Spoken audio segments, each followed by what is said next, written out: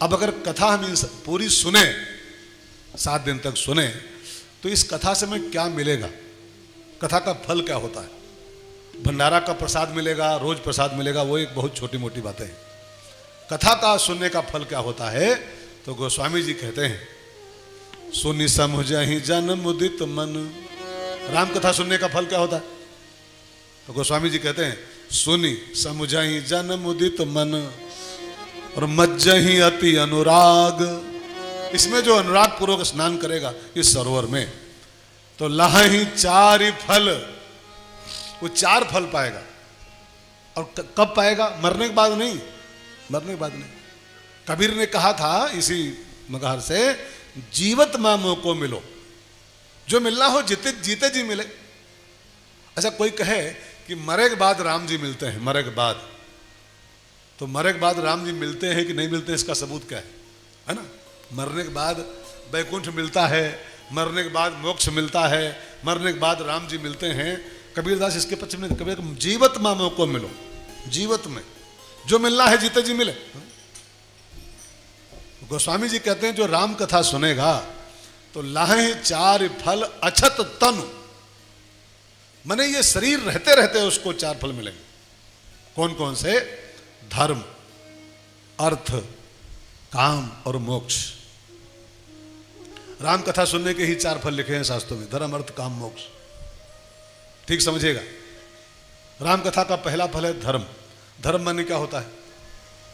धर्म माने पूजा, धर्म माने घंटी, धर्म माने आरती, धर्म माने मंदिर? नो। धर्म की परिभाषा अगर किसी महापुरुष से पूछिए, शास्त्रों से पूछिए, धर्म मीन्स क्या होता है, तो शास्त्र कहते हैं धर्म के बस 2 ही अर्थ होते हैं। धर्म की परिभाषा 2 शब्दों में होती है खाली बस। आप मंदिर जाते हो नहीं जाते हो, पूजा पाठ करते हो नहीं करते हो, घंटी बजाते हो नहीं बजाते हो, मंदिर जाते हो नहीं जाते हो, इसका धर्म से कोई लेन देन नहीं होता है। मंदिर में तो जेब कतरा भी जाते हैं, जेब कतरा भी वहीं खड़े होते हैं निशाने पर। हाँ, तुम चूको तो तुम्हारी चेन पुलिंग कर ले भी। हाँ? तो धर्म की परिभाषा 2 शब्दों में शास्त्र कहता, मैं नहीं कहता हूं।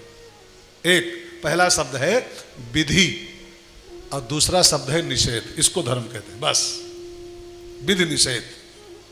विधि निषेध में कलिमल हरनी, विधि निषेध में कलिमल हरनी, कर्म कथा रवि नंदिन भरनी, कर्म कथा रवि नंदिन भरनी।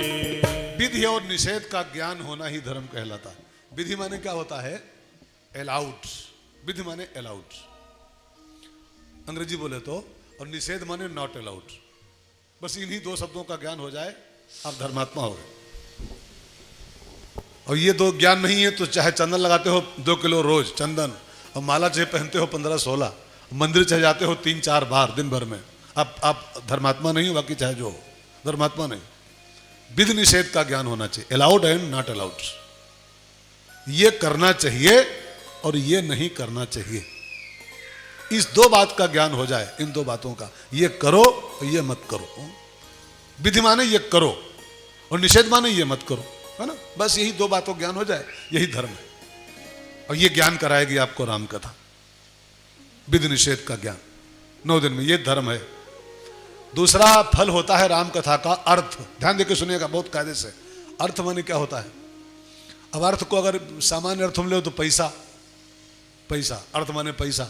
लेकिन कथा से पैसा मिलता है क्या? कथा से पैसा आता है? नो। अर्थ माने होता है परिभाषा।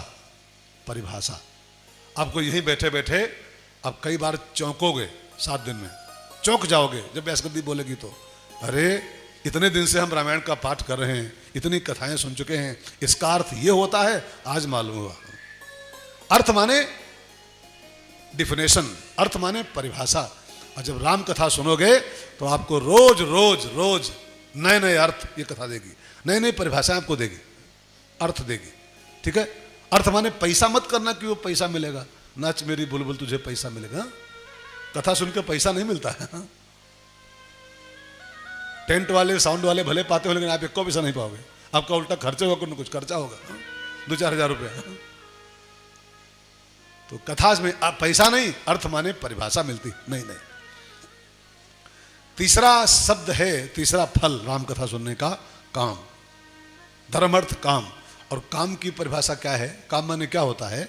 काम माने होता है इच्छा। काम की परिभाषा होती है कामना। कामना। कथा सुनोगे तो आपके अंदर काम जागेगा। भगवान की बंसी बजी थी ना जब भागवत में, जब गोपियों ने सुनी वो बंसी अपने कान से, तो लिखा है अनंग वर्धनम, उनके अंदर काम जागा था बंसी को सुन करके। ये कथा क्या है? भगवान की बंसी ही है, भगवान की बांसुरी है। ब्रह्मा कुमारी जो यहाँ कोई कथा संपर्क में होगा आपके, उनके यहाँ सवेरे एक आती है आवाज, एक रोज वॉइस आती है, उसको क्या बोलते हैं? हाँ, बंसी। मैंने लोगों सुना है, एक उनके यहाँ रोज बंसी आती है सुबह 7 बजे, 8 बजे बंसी। अब बंसी माने क्या होता है? सत्संग। बंसी माने क्या होता है? किसी महापुरुष की आवाज बंसी होती है। और भगवान की जब बंसी बजती है ना, तो अनंग वर्धनम, काम बढ़ता है इंसान के अंदर। काम माने कामना बढ़ती है, भगवान को पाने की कामना बढ़ती है।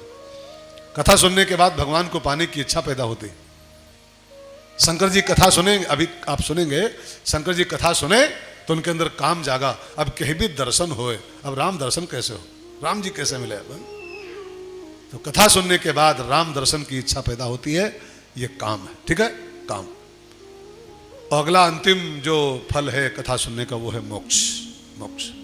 कथा सुन के मोक्ष की प्राप्ति होती। अब मोक्ष माने भी कई लोग वही अर्थ करते होंगे मरने बाद वाला, कि मर जाओगे तो उसके बाद वो बनाए जाएंगे गोला, 5 गोला, फिर वो गया जी को जाएंगे तो वो करेंगे तो वो करेंगे, मोक्ष मिल जाएगा। वो मोक्ष मरने के बाद वाला हमको नहीं चाहिए, कबीरदास जी ने कहा है। फिर कौन सा चाहिए? तो हमको जीते जी मोक्ष चाहिए, जीवन मुक्त। मरने के बाद मुक्त हुए तो क्या हुए? जीवन मुक्त होने चाहिए हम लोग। कथा हमको जीवन मुक्ति का एहसास कराती। मोक्ष माने क्या होता है? मोक्ष शब्द की परिभाषा आप एक नए ढंग से सुनो। मोक्ष में 2 अक्षर है। मोक्ष में जो मोक्ष शब्द है, इसमें 2 अक्षर है, मो और छ। मो छ। मोह माने होता है मोह, मोह माने मोह, और छ माने क्षय, नष्ट, नष्ट हो जाना। कथा सुनते सुनते सुनते सुनते हमारे अंदर जो मोह बैठा है वो नष्ट हो जाए, मोह का क्षय हो जाए, इसी का नाम होता है मोक्ष। अर्जुन का मोक्ष हुआ था गीता सुन करके। जब गीता पूरी हुई तो अर्जुन ने यही उच्चारण किया है, नष्टो मोहा, मेरा मोह नष्ट हो गया, स्मृति लब्धा, मुझको स्मृति वापस आ गई। तो ये तो गीता प्रेस की धरती है, आप लोग तो गीता प्रेस जुड़े हुए हो गीता से। गीता का फल क्या है? सत्संग का फल क्या है? नष्टो मोहा, हमारा मोह नष्ट हो गया। अब मोह का क्षय हो जाना ही मोक्ष होता है। मोक्ष। ये 4 फल देती है कथा, और वो भी अछत तनु। गारंटी इस बात की है, मरने के बाद नहीं, अछत तनु, ये शरीर रहते रहते पाओगे।